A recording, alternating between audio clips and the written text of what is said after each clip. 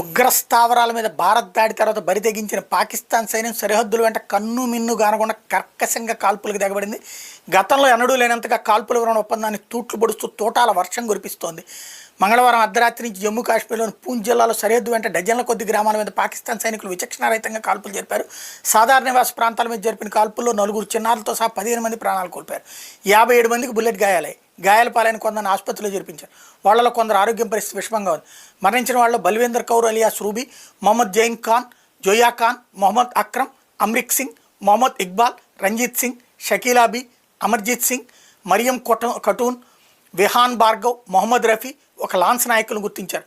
పూంచ్ జిల్లాతో పాటు బాలాకోటే, మెందార్, మాన్కోటే, కృష్ణగతి, గుల్బార్, కిర్నీ సెక్టార్లో పాక్ రేంజర్లు భారీ స్థాయిలో మోటార్లతో కాల్పులు జరుపుతున్నారు. చారిత్రక ప్రాధాన్యమైన పూంచ్ కోట ఆలయాలు, గురుద్వారాలపైన కూడా బుల్లెట్ల వర్షం కురిసింది. బారాముల్లా జిల్లాలో ఉరి